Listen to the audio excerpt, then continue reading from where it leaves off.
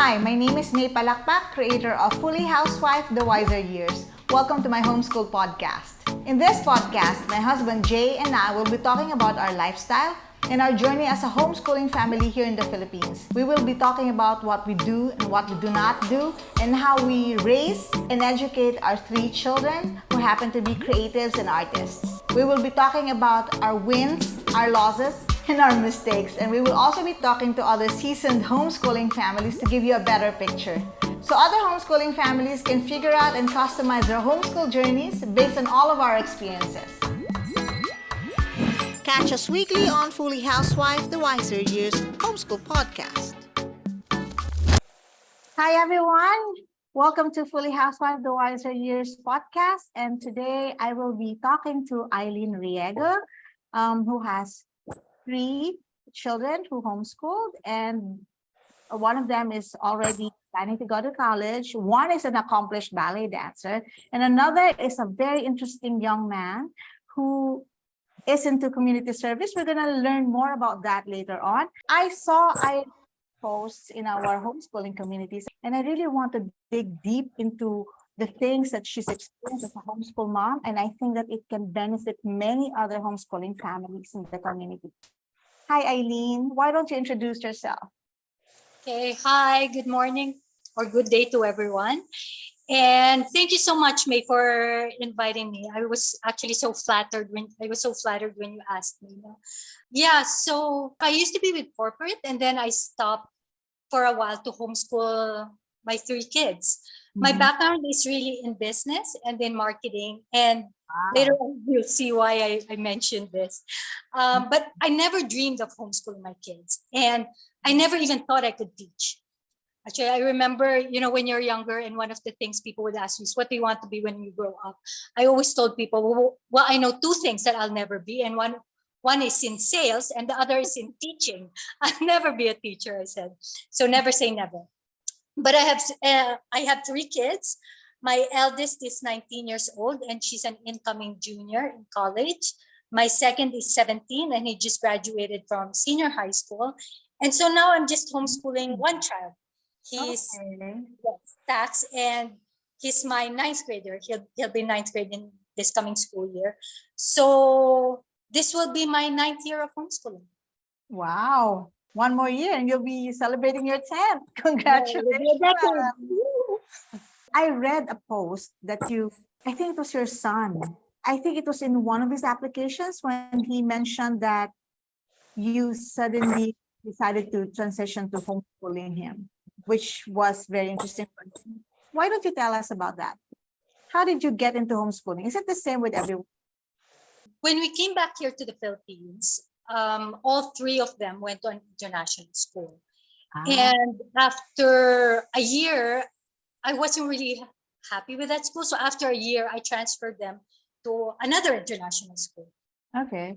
But the kids and I also weren't happy with that school. I remember Reese one time, just examples of what we felt could be improved. For example, when Reese was in grade 6 in that school, and she had asked the teacher something about biology because she's really interested in it. And then the teacher told her, oh, wait, we'll study that in grade 8.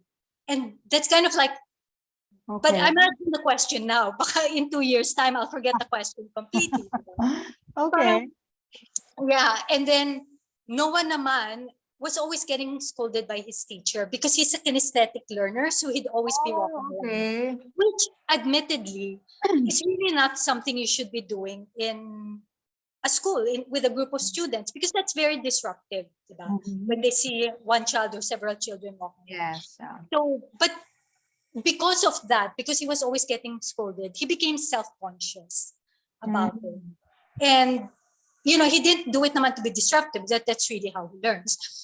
Max was just really bored in school. when you'd ask him, we'd ask kids sometimes, what's your favorite subject in school? He would always say dismissal. He didn't even like recess because recess was just too far away from dismissal. He was bored. So after a year in school, a co-parent invited me to a homeschooling convention. And that was the first time I heard about homeschooling. So she had invited me. And when I attended, I was like, hey, this is really interesting stuff, diba? I thought, why don't we try it? What appealed to me with homeschooling was that the kids could determine the speed of their learning, Yes, how yes. much they learn, and how they will learn that. And I Mm-mm. think that's what we found lacking with our Mm-mm. previous school, yung speed of learning. Like they could learn as fast and as slow as they needed to. Mm-mm. So I used Reese as a guinea pig because I was like, there's no way I'm going to try this new thing. I don't even know Mm-mm. much about it. There's no way I'm going to try it with all three kids at the same time. Mm-mm. So I used Reese as a guinea pig, and she was a willing guinea pig because at that time she was already a scholar at ballet. Yeah.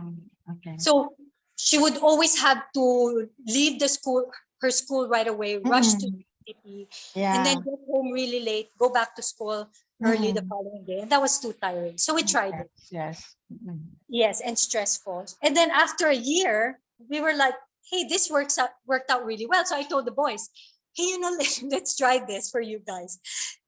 Tax was immediately on board. Okay, because I think he was just an incoming grade 2 at that time. So he was like, okay, I'll try it. Noah was about to be in grade 6. So he was a little bit more resistant. So I told him, just try it after 1 year. And that's how we did homeschool. We always looked at it from a 1 year perspective only. If it works for us, let's continue. If it doesn't, go back. So I think it made it as easier to also get into the idea of homeschooling because we didn't see it as something permanent. Okay. So it made it easier for us to accept it. But hey, here we are 9 years after. So you were with a provider right away. Yes, and I'm still with the provider. Only because I'm not very good with the record keeping, doing their transcripts. I'm not into that whole thing. So yes, I'm still with the provider, but we use open curriculum because I like it. And later on, I'll talk about how it's important to not get yourself pegged into a single curriculum. Yes, yes. Is the educational system so different in the US than it is here? Is it what contributed to the kids' disappointment with the current Philippine educational system? Is there a difference? Yes. I think the way for example, the way they're taught, they make their lessons interesting. For one, and I think that's what's lacking here. Their books are interesting. I mean, our books, Yeah, can be made more interesting, I think. yeah. And also, I think they're more specific to the strength and weaknesses of the child. So, for example, Reese, at the start in her early school years, was very poor, was weak in math. So I remember her teacher and we weren't in the US, we were in Singapore then. But she was in an international school in Singapore. And her teacher told me, Reese is really strong in the other subjects, but she needs help in math. Not I think so much that she was behind in math, but she wasn't as strong in math as she was in other subjects. I understand. The teacher said, maybe we need to, what they wanted to do at school was to put her up to speed with how she is in the other subjects. So they would actually pull her away from when they have math lessons. They'd pull her away and put her in a different math class. But when she came here, she was in one class with all the same subjects as her classmates. So that's actually what I did in homeschool as well. When she started homeschooling in grade 7, but when I assessed her in math, I was like, there's no way she's going to, actually at the end of grade 7, I was like, there's no way she can move forward with her current math skills. I don't want her to move forward with grade 8 on this. I actually had to pull her back. She went back to grade 5. Yeah. Okay. For math only or for all of the subjects? For math only. So she was in grade 8. Actually, she was advanced in other, like science. She was very much advanced. English, ganon. So I put her, I made her go advanced further with like science, English, pulled her back in math, and we really worked on her math skills. So that by the time she was, I think, in grade 10, after 2 years, she was at par with her math skills as she was with us. That's great. See, that's what I love about homeschooling too, right? It gives the child the room to grow in a specific skill.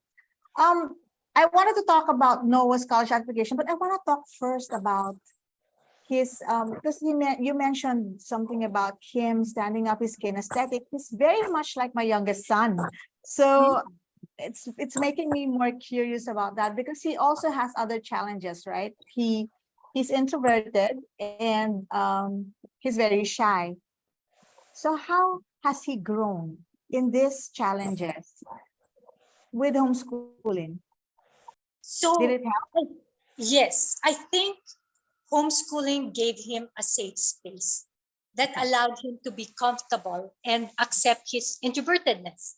And Yeah. it gave him time to figure out how to cope with it and use his strengths as an introvert to thrive, Yeah. to Yeah. thrive outside. So you mentioned about the college applications, and I remember when he was about to meet a college admissions officer face to Mhm. face, and he asked me if he could practice with me Oh, before wow. meeting up with her. Mhm. So when he was practicing, it was so funny because when he was practicing, his face, his voice, they were so expressionless. And then he told me, "Don't worry, mom. I'm just saving my energy for when I meet up with her. I just wanted to practice what I'm going to say." And true enough, when I brought him to that meeting place, they met up at Starbucks in Mall of Asia. So I drove him there. And then I sat at a different table because it would be funny if I joined them. Yeah. Yeah. Yeah, so I kind of sat far away from them, but I was observing him. And the way he was talking to her, he was very animated. He was very Mhm. engaged, very different from how he was practicing with me. Yeah. That, you probably couldn't tell that he was an introvert. And that's my advice to other parents. Introversion is not really something we need to fix. Yes. In fact, there are so many strengths and qualities of an introvert that honestly, as parents, we would want our children to have. They're very thoughtful, they're inquisitive.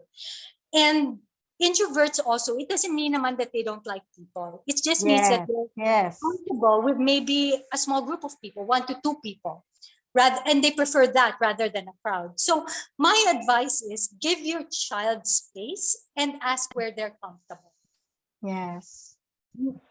My other 2 kids, like Reese, my eldest, she's the extrovert amongst the 3 of them. I noticed. Diba? Yeah. She loves to talk. Tax is somewhere in between.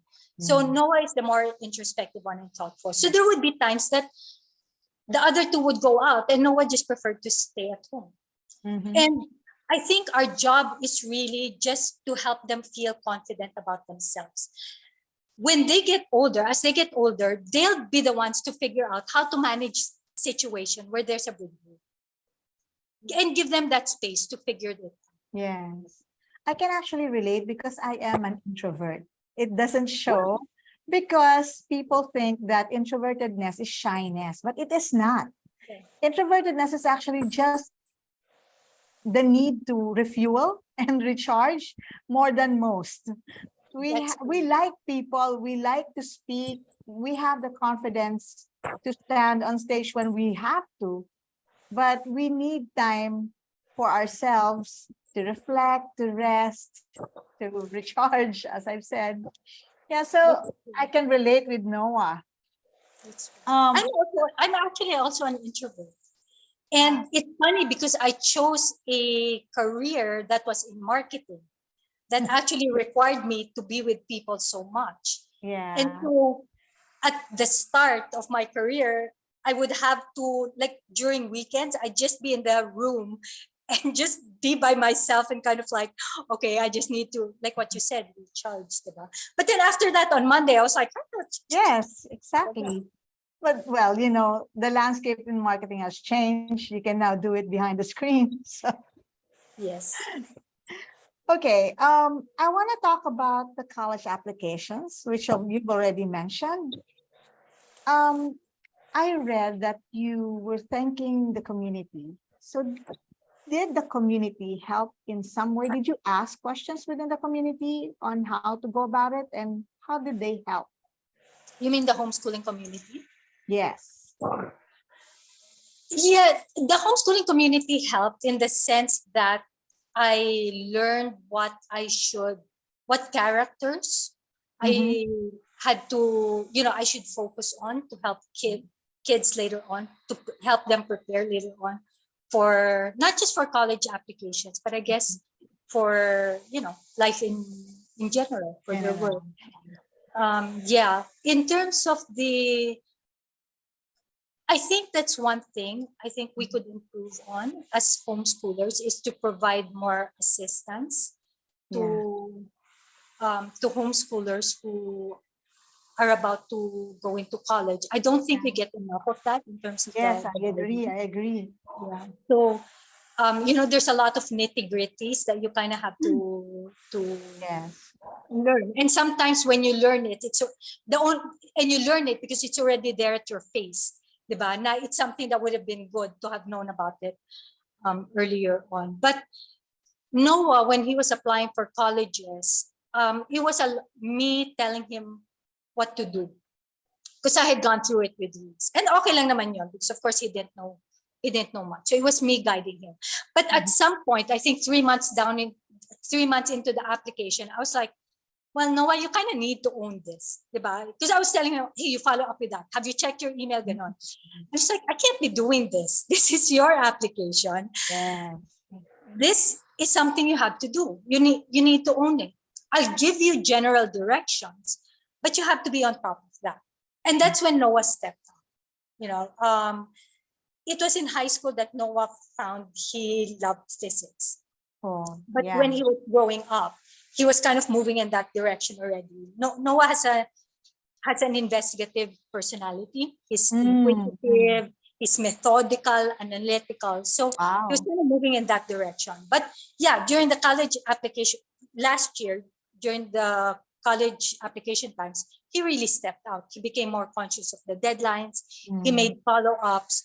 When he was asked for an interview by the admissions officer, he did that entirely on his own. He did the research on the school, what he would have to do. He asked the questions, he wrote down what questions he had to ask. Because he was very specific. He was looking for a college where he could do research as an undergraduate. So he really had to ask and step out of his comfort zone. Kasi nga, di ba, when his social anxiety was like, no, just let him ask the questions. But this time he was like, no, I really need to find out if that college will be a good fit for me, if that college will provide me what I'm looking for. So he had to do his homework. It's amazing. I'm so amazed by your children. Work in progress. Like, Can he you tell learned us about emails, can you tell us about the physics part?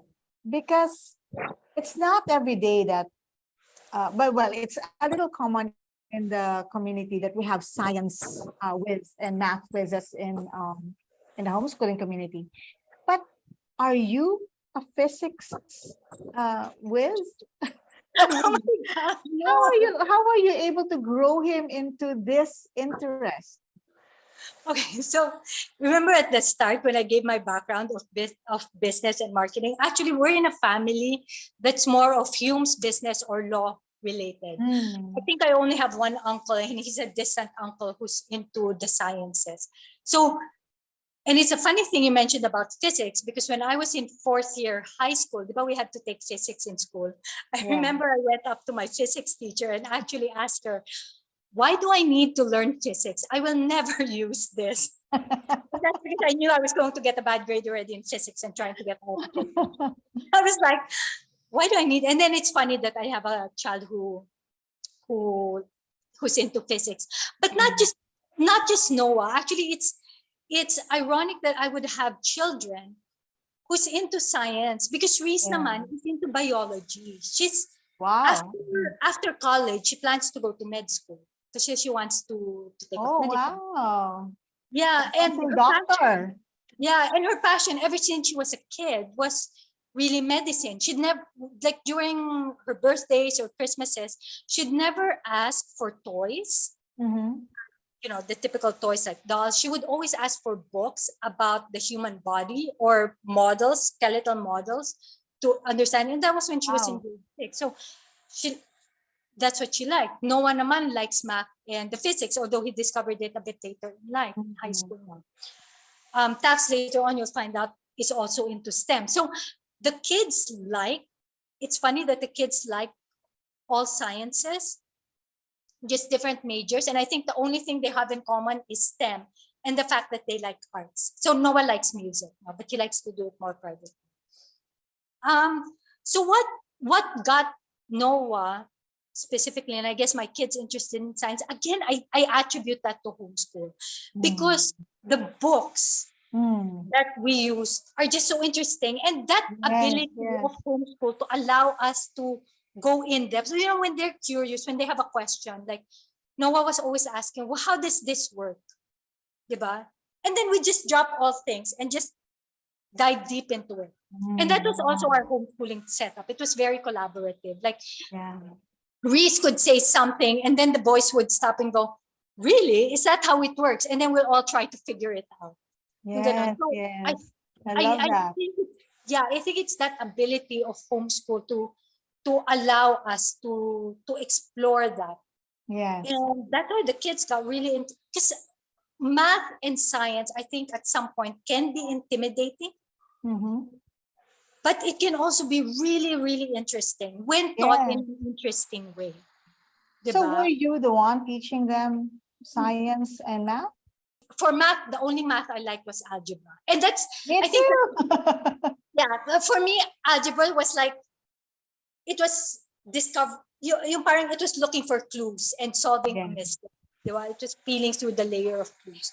So that's what when I went into homeschool, I was like, I want to teach the kids that algebra is really something fascinating. It's really interesting. But then I also thought to myself that I don't want them I want them to find sciences interesting. That I want them to find biology, because I never found biology interesting, but there has to be something interesting about it. There has to be something interesting about physics or chemistry even. And ito nga, I remember when I was teaching Reese, the theory of relativity, diba? Yung parang when I graduated from high school, I was like, what's theory of relativity? And I'd probably go, I don't know. But when I was teaching it to her and like really trying to figure out, well, how can I make it simple and interesting for her? When I figured it out, I was like, so that's what the theory of relativity is. Ito lang pala yun. Diba? And I was like, guys, listen, this is the theory of relativity. Yung ganon. And I think if you can show that interest, that way of teaching na, hey, this is really cool stuff to the kids. Then they have a different perspective of what could normally be scary or intimidating subject. Yes.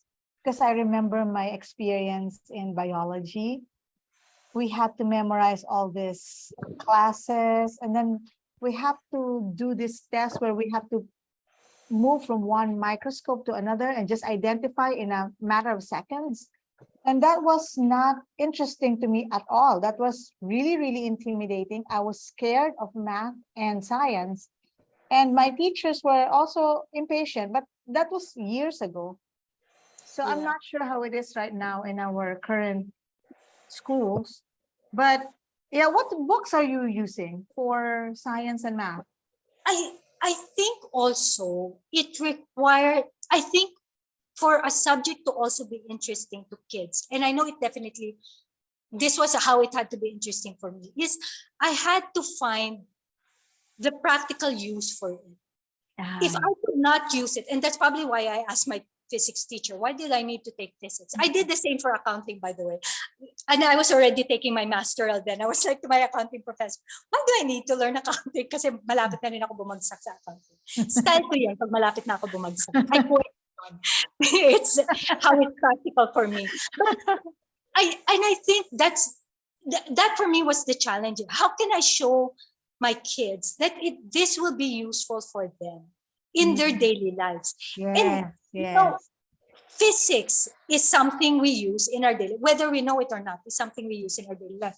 Algebra, calculus, by the way, something we also use in our everyday life.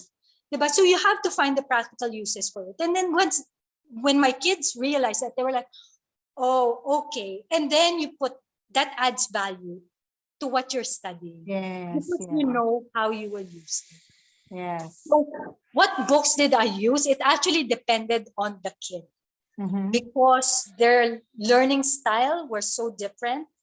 Like, and their strength. Like for Reese, we used Apologia, but I did a lot of supplements about it also. But because she was really strong in biology, so Apologia worked.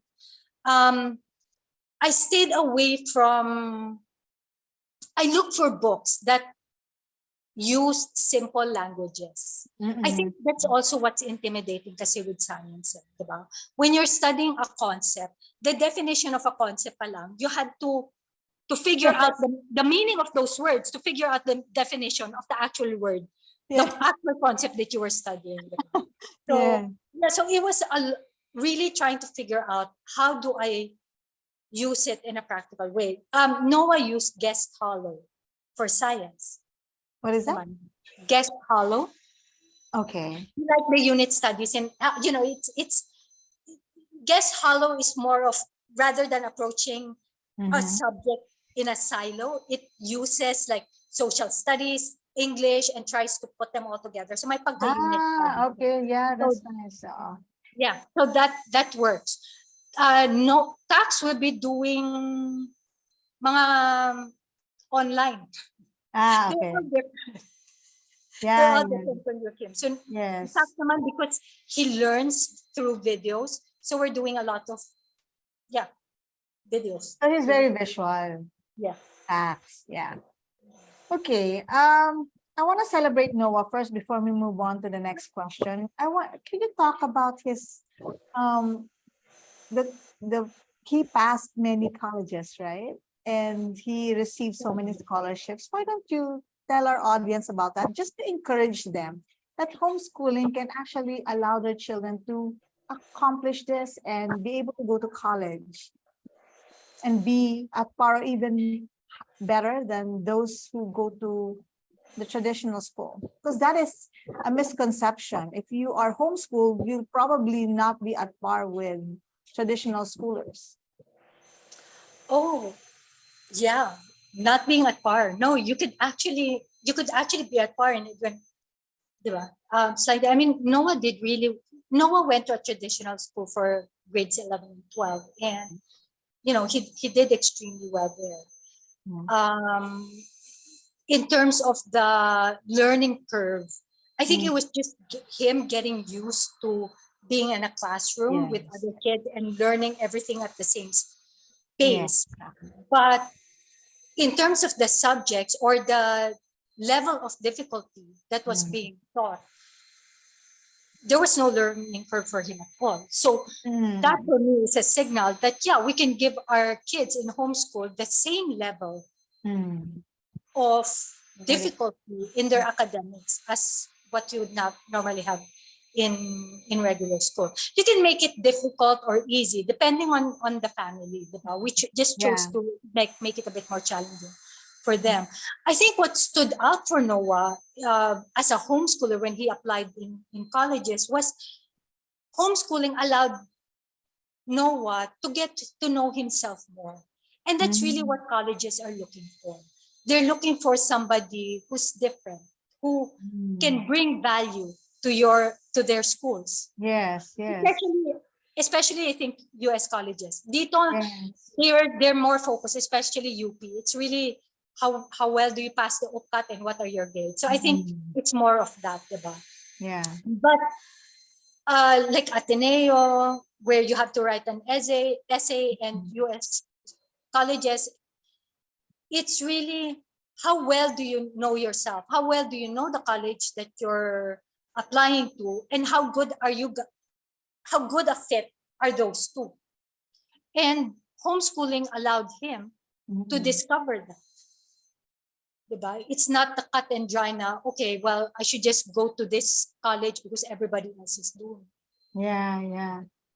If it's not a good fit, he dropped when he applied, he had a long list, but then he was like, no, this is not a good fit for me. No, Mm. I probably won't be a good fit for that. That's So, great. I love that you allowed him to have that, to be able to choose for himself. Because part of our culture here in the Philippines is the parents are the ones that dictate the universities or colleges that your child will go to, or at least give them a list of these are the acceptable universities you can apply for. This one, not so much. no. And actually, a funny thing is when I asked him, so do you want to, like with UP, diba? And he was like, nope, not UP. Flat out, because I don't think it's a good fit for me. And it's not being mayabang, but Yes, Reese yes. is in UP, so he knows the culture in UP, and he goes, Yeah. I don't think it's a fit for me. And Yes, ako, that's how it should be. yes. Our kids will spend 4 years of their life there. Believe me, they have to love it. Yes, yes. College, I agree. college can be either the most beautiful experience for our children if we allow them to Yeah. choose, or the worst experience if we force them into something that's not a good fit. Or maybe even if we don't force them, but if they go to a college that's not a good fit for them, that could potentially be the worst 4 years of their life.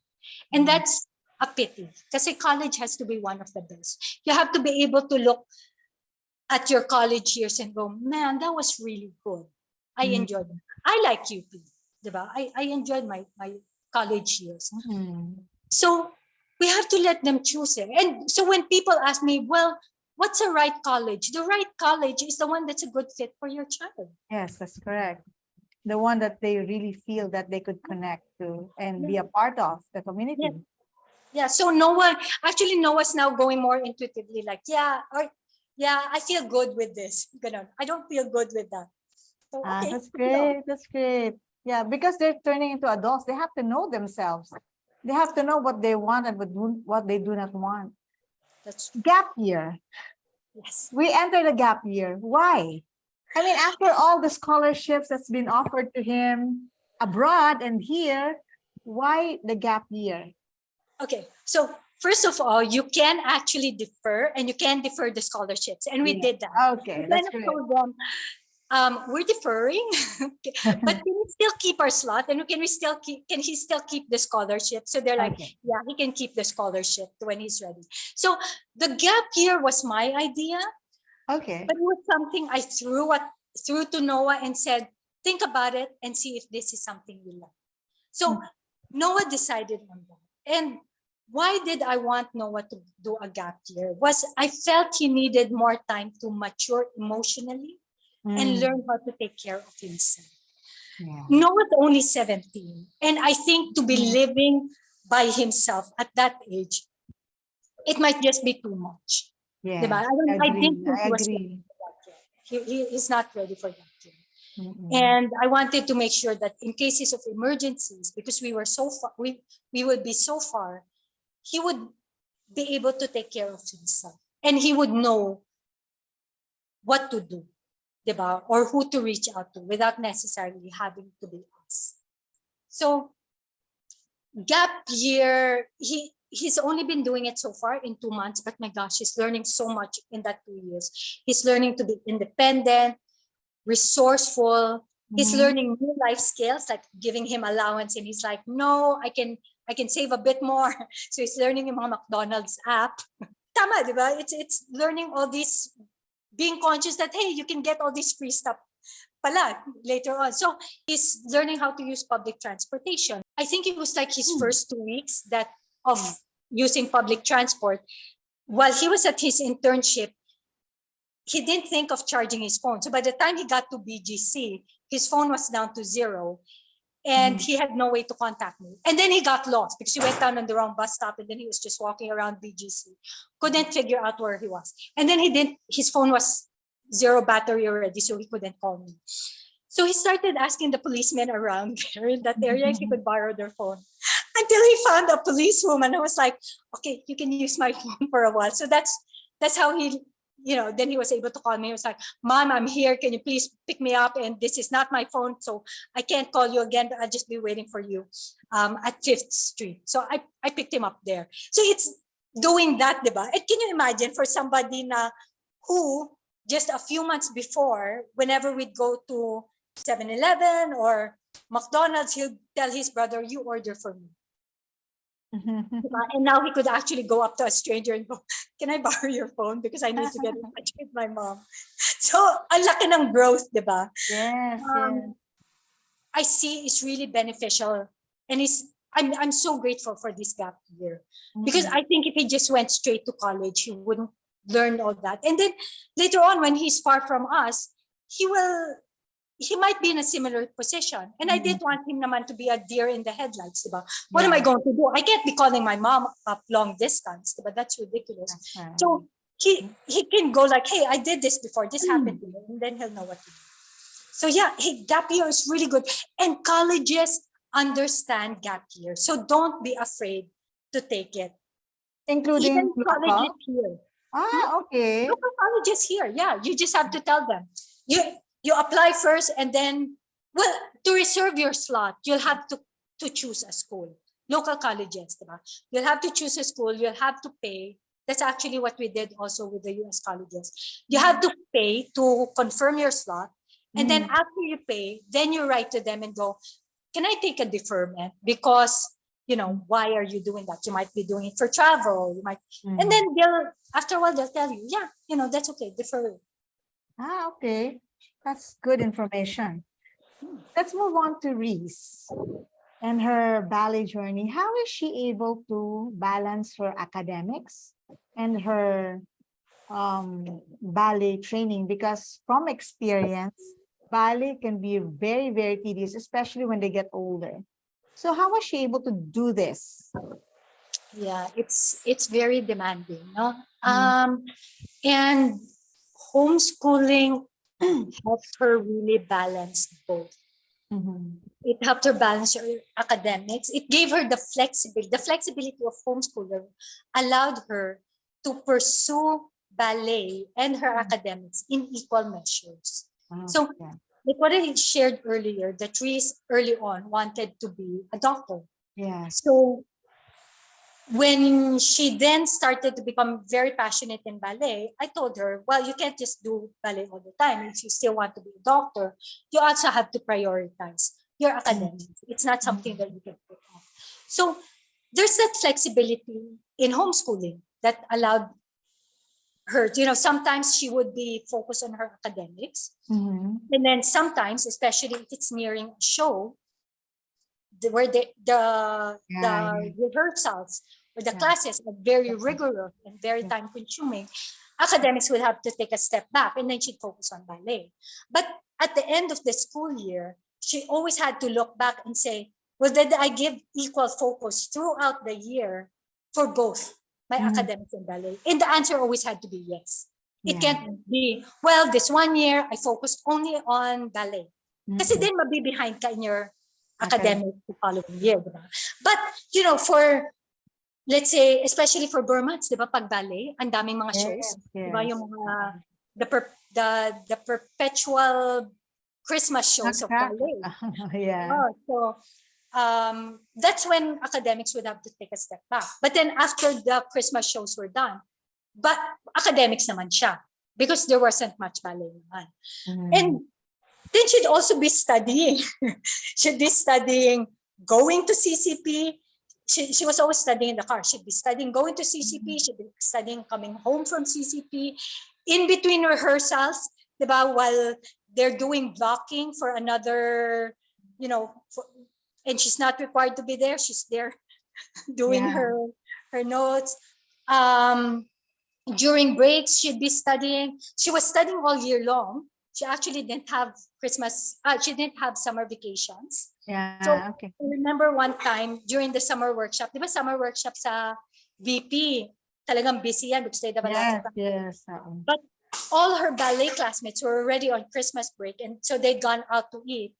Reese was in Studio 1, left alone, and she was still doing her Her class. home. Yeah. Okay. But I asked her, do you regret not having a summer break? And she goes, no, because Mm. I got used to this lifestyle. Sabi niya, in Mm. fact, when she does have breaks now in UP, in UP, they're on a summer break. She's actually looking for something to do because she likes to keep busy.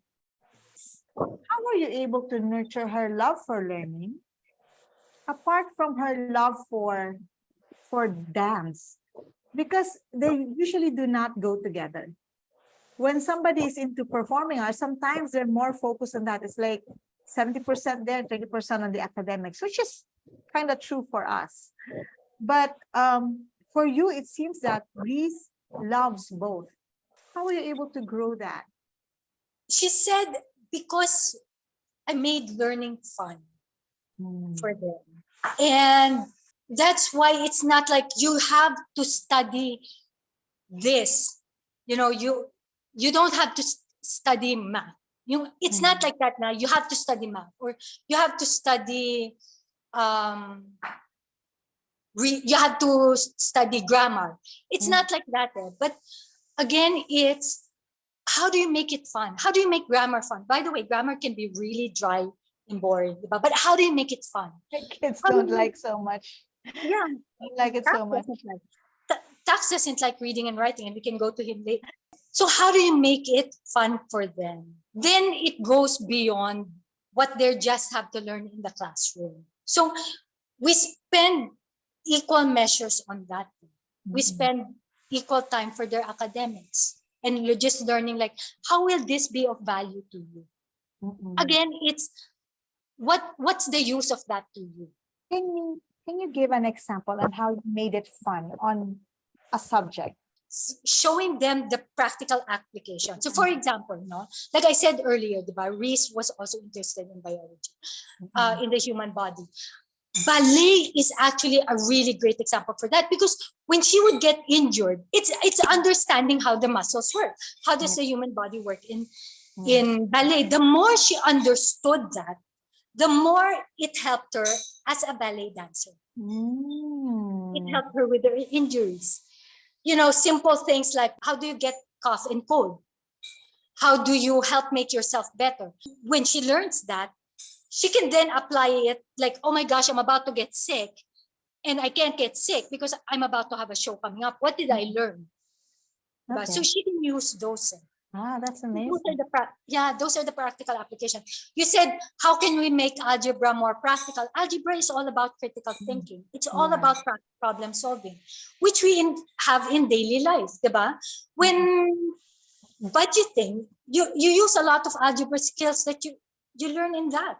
We don't call it lang because that's kind of weird, diba? Like, oh, well, now I'm going to use algebra in budgeting. That's right. Intuitively, diba? There's always that unknown. So it's, how do you solve for that unknown? How do you figure it out? That's algebra. So it's telling them, okay, when you have the lessons, they're kind of boring.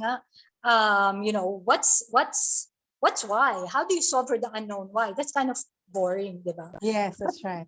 You present it in a way that, hey, wait a minute. Oh nga, no, I need to use this, diba? For example, when you're cooking, diba, si Judas loves to cook. Yes. So the recipe will tell you, oh, I have to cook for, this recipe is good for 2 people. But Judas has to cook for 5 people. Yes. So now Judah has to figure out, well, how will I change the recipe now to make it suitable for 5 people? Yes, that's right. That's what I used when I was teaching. It wasn't like, okay, guys, let's do now this algebraic problem. But no, how do you do it in cooking? Yeah, that's great. Yeah, and gaming also down. With their lesson. So you have to find the practical uses. That's great. That's great. I hope that a lot of our parents who are listening can get that and take that with them. Because actually in our home, we're more on the practical skills, baking, doing things. But I think it's them that figure it out. Right now, I just realized why Pablo is so much into anatomy and biology, because he's into that. It's Probably because he's using so much of his body that made him interested in it. So yeah, now I figured out why. Because I was Di ba? Yung turnout, how do you get a better turnout? It's all about the body, di ba? yeah. She's going to be a doctor and a ballet dancer. Is that the plan? Yes. Well, she's a professional dancer now, Yeah. and her plan is, yes, to go into medicine. So I think with Reese, it's always how far or how long can I balance the two? At some point, she might have to stop ballet for a while and Mhm. just focus on The dance. medicine, especially The medicine. siguro when she's doing internship, because that's Yes, probably not yes, that's right. impossible. But I think there's always that opportunity for her to go back later on. Yeah. And Yeah. she wants specifically to focus on psychiatry. And again, this is where the benefit of being a dancer comes in, diba? The stress of a dancer or the mental pressures put in a dancer. So how do you help a dancer do that? How does dancing help you distress? How can it help your mental health? That's another one. So they're not they're so tightly linked. I don't think Yes. it's either one or the other, but putting both, they benefit both worlds benefit from. Yes, yes. Yeah. Which is what I think everybody should see things, because sometimes, especially in the Philippines, we are encouraged by the adults. The adults are encouraging the students to focus only on one thing. But the world has opened up into many different things. It can be many things. And I love that homeschooling lets our kids see themselves in many different fields, right? They can be good in this and do this, practice many fields, and learn scheduling themselves and managing their time and their energy and the resources to divide amongst these things. So that's really great. Yeah, I think they do a better job at doing multiple stuff in the US maybe because Yes. that's where she actually got a lot of advice from na ballet dancers who were also doing other things, specifically in STEM. So Yeah. I remember when she was younger, she hooked up with a group of dancers outside. They were coming from other countries, but one was into quantum physics, the other one was Wow. into biochemistry. They were women of STEM, but they were ballet Wow. dancers also. She was asking them. Some of them were in college, and I think she was still in high school that time. So she was asking them, well, when I go to college, how can I manage that? And their advice was great. They were like, well, you have to plan ahead. You have to know when your shows are. You go to your professors, and then you have to tell them, I'm going to have a show, and she's going to have a show in the US around September, October. So now she's going to have to go to her professors and going to tell them, I'm going to miss about 1 month of school, but I don't want to drop and I want to continue schooling. Yes. How can I manage? Diba? I'm willing to Yes. do the work.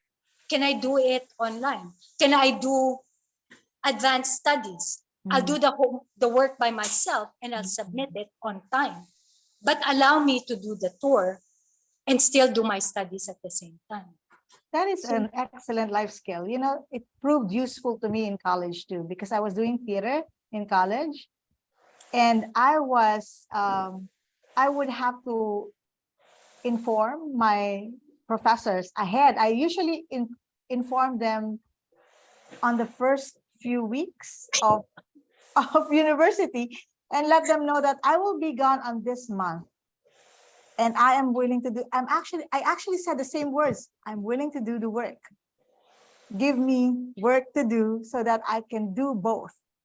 And it worked for me. That's really, I'm glad that you're teaching that to that Reese is learning that. Yeah. Okay, let's move on to tax. So impressed with tax. It's unusual for me to meet a young man who's already into community service. But you also say that he's into science, and I've observed him teach, was it biology that he was teaching? Microscope. Yeah. Yeah. So tell me more about Tax. I don't want to assume that I know so much about him. Tell me about him. Tax loves the art. He loves visual art. So he loves drawing, um, painting, not so much, but he's learning it, but he loves to draw. No, and so that's something I've incorporated in his curriculum. He loves the art. And like Reese, he kind of figured out early on in life, in his life, what he wanted to be. And he wants to be an architect. So it's a good, it's a good merge of his talent. So, but an architect, he needs to also be good in math. So we're kind of like leveling up on his math. No? But Tax also likes community. Actually, the three kids like community service. I guess Tax is just more into it than the other two. But they were exposed to community service at a very young age. I remember when Tax was in grade 1, or I think in kinder, that we brought him and Reese and Noah to orphanages. And, and to the children there. Not many to understand, how other people are, di ba? Because parang we don't live naman in a silo or by ourselves, but just understand different kinds of community. So we bring them to orphanages, we bring them to depressed areas, and just really see, and then take them other places, different countries, different cultures. When he was in grade 5, then he started to assist a teacher together with Noah for community service. A year after that, he and Noah decided well, we'd like to now teach math and science. And so the community, that the NGO that they were working with, allowed them to then choose the topics. Okay, well then you guys choose what topics you want to teach the kids, create the lesson plans, and then you guys have to be the ones to teach it. Tax and Noah. During the pandemic, they were doing that weekly before the pandemic. Then during the pandemic, they tried it for a while, but it was hard to do it online because the signal, so that had to stop. But then Tax started doing it again this year. He loves to teach. He thinks it's fun. And it's as simple as that. That's why he likes to do the community service. What are his aspirations on this? What are his plans for this? Does he plan to have his own NGO in the future? I think right now it's more of just really understanding going beyond just the teaching or being with this particular NGO and just exposing himself to different organizations and understanding, how can he better serve certain communities. So aside from the face-to-face that he's doing, he's also, because he's a minor, so he's also involved with another NGO naman that they work with pediatric patients who have cancer or other chronic illnesses. But it has to be face-to-face for him. It has to be online for him because he's a minor. So I think he just had a session with those kids, with the kids last week, and then he'll have another one tomorrow with them. That the module that he's doing now, it's not so much about a particular subject, but I think it's more about the emotions. Kasi syempre when you're chronically ill, sometimes diba, we have this tendency na, no, don't be sad, be hopeful. But so the module he designed for that is all feelings are okay. You have to acknowledge it. So being sad is also okay. But he did it in a story. I think he did it after one of the stories, that Disney story. Now it's okay, diba? It's okay to be sad. How do you manage it? So it's those kinds of dynamics. So he's learning. At this point, it's more about him learning what kind of communities are out there that Yeah. I can serve. Ah. And then I think maybe after a while he'll just hone in on one or two communities. And his plan really is, how can I get the homeschooling community involved in that? And so that's the kind of organizations that Tax is, and actually even Reese and Noah are looking for right now. You can look for those. You can just Google it, or you can ask me, and I'll tell you, because I probably know several already because we've been doing the searches. But you can just do a simple Google. You can look on Facebook. They're everywhere, right? And they need help. When you do book donations, for example, there's a lot of, we need yung mga book drives.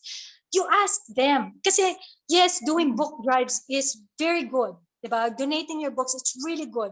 But those organizations also need teachers to, to teach the students how to read these books. Hindi naman you get the books and then you go to the kids, okay, here's the books, and then bahala na kayo. They need teachers. So you can ask where they're having a book drive, you can ask them, do you need teachers? Do you need volunteers who will spend time with these kids and read the books that we've just donated? So do you just come up to them, or do you email them? Okay. Both. If I do, when we do book drives, then I go there and I go, hey, do you need volunteers to read those books? And then sometimes, especially during the pandemic, it was just a lot of email.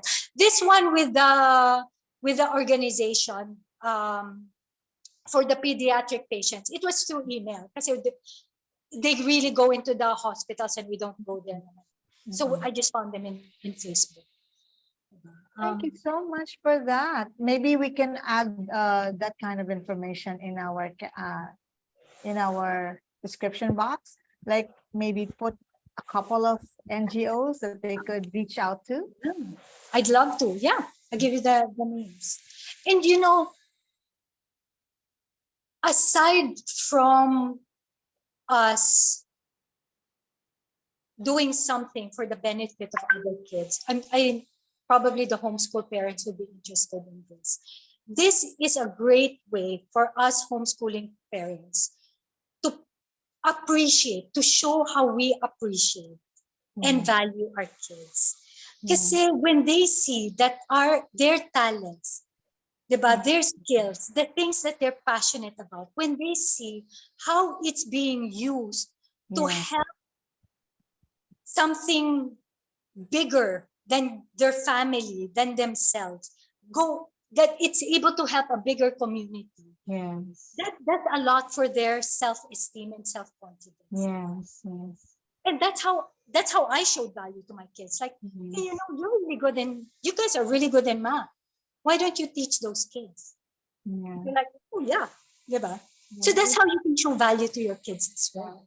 Provides purpose also for the things that they are learning and things that they are acquiring for themselves. That's true. Okay, we're wrapping up, but I want you to, what are the things that you learned as a mom during these years that you have been homeschooling your children? I know it's still a continuous growth for all of us, but right now, what are the 3 significant moments that you have as a mom that you can't, that is embedded in your heart?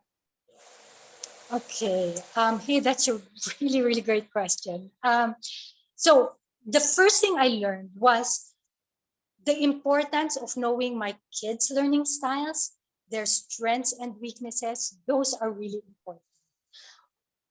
When we first started homeschooling, for example, I tried Singapore math with my kids, mainly because I just jumped into the Singapore math bandwagon. I think there was a year when I think it was around maybe 2015 was when I started homeschooling. And Singapore math was like the buzzword in the math community. Do you want to raise math genius? Do Singapore math. And so I was like, guys, let's do Singapore math. And it didn't work for Reese. Okay. And I think it worked for Noah and Tax, but it didn't really make them love me. And I learned that just because it's popular doesn't mean it will work for us. class. Yes, yes. And one of my regrets in homeschooling was in, instead of spending so much time making them love Singapore math, and we spent 1 year in Singapore math, just kind of like, you gotta love this. Everybody says it's good. Everybody says it's gonna make you love math. So love it. Yeah. I had used that time to learn more about my kids and research on the curriculum that will work for them.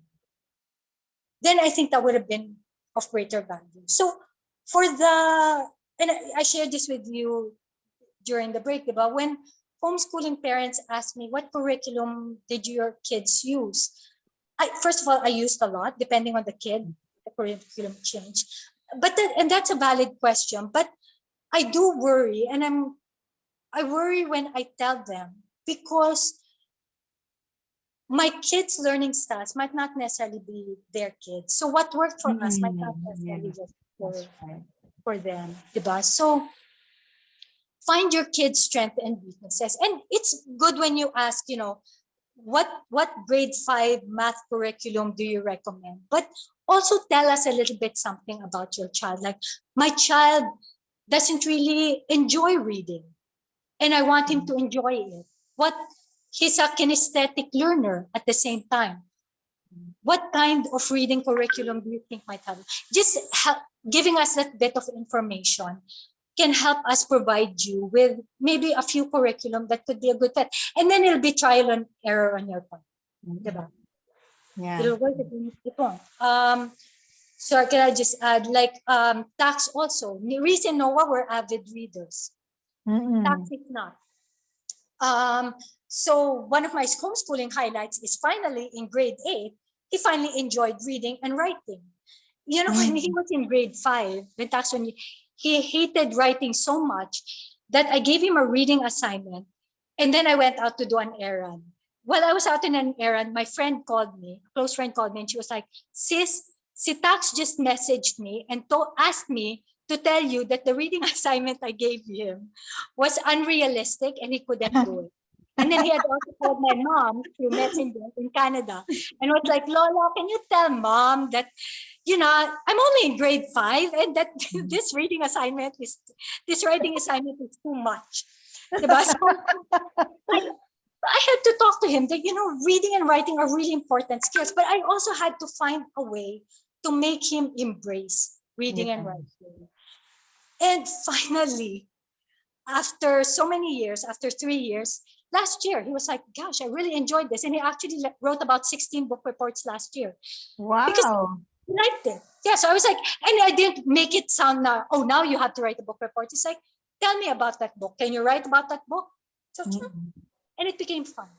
Yeah. But actually, grades for us are just byproducts of more important skills like hard work, diligence, perseverance, out-of-the-box thinking, analytical skills, problem-solving skills. So when they get a low grade, and by the way, I give them low grades. Like, I don't hesitate to give them a C and put a C in their report card if talagang they deserve that grade. But I agree. I look at that grade and then I tell them, I ask them, what skill was lacking that stopped you from doing this better? And that's when I start to have discussions with these kids. How could you make this better?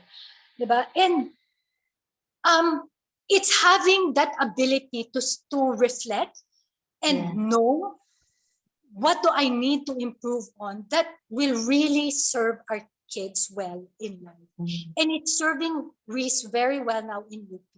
And it served Noah well when he was in senior high school. Because when they're professors and at senior high schools, the teacher, they don't teach the students everything. Diba? They'll, and they'll teach it to them really quickly. So you have to develop those skills, the ability to know what you don't know, so that it will help your kids later on in life. I mean, like Reese and Noah can look at a lesson that the teacher gives them, come to a realization that, hey, that's not enough. Diba? intuitively, they know that I need to know more about this, and then they'll do research and ask for additional information. Again, if I may just give a concrete example of this, when Noah was given with his physics teacher, the teacher gave them a worksheet with several problems in class, and everybody talagang was racking their brains trying to figure out, well, how is this going to work? And Noah remembered a lesson, a concept that he had learned years ago in homeschool. And he figured out that using that concept, he could actually develop a method that will enable him to solve it. And he solved those problems. And then he told his classmates about it. And his classmates knew that concept also from their early years in traditional school. So everybody actually knew the concept. Okay. But nobody realized that, hey, I think, because they were all focused on the method that the teacher was teaching them at that point. Yes, okay. So it's that out of the box thinking. Yeah. So it's about making connections. That's another important skill. Teach them how to make connections, because life is all about connecting the dots. Yes. And thirdly? So yeah, those ones.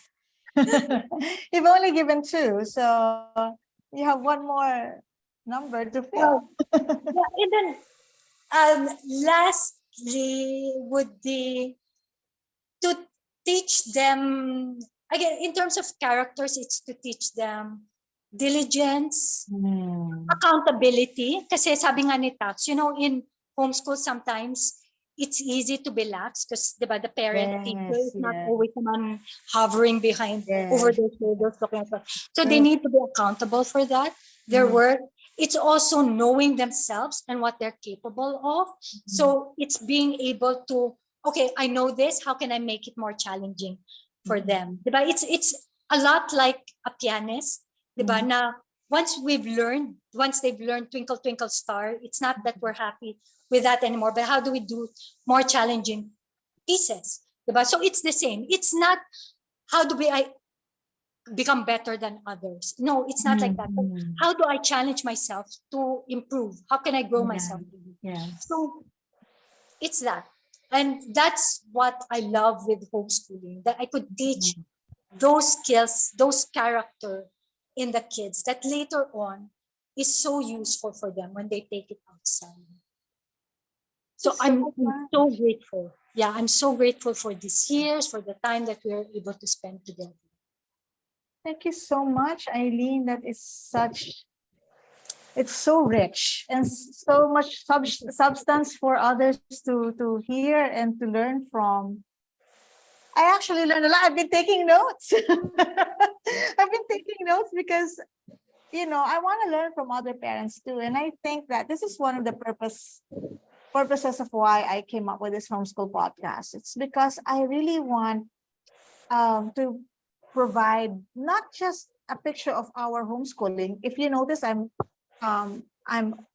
interviewing parents who are not doing what we're doing, because I want to provide a whole picture, so and a whole gamut of options for parents and learning styles that they could see that it's not just a one type thing, that they can actually customize and design their homeschooling in the way that would best fit their children's needs and their families' needs.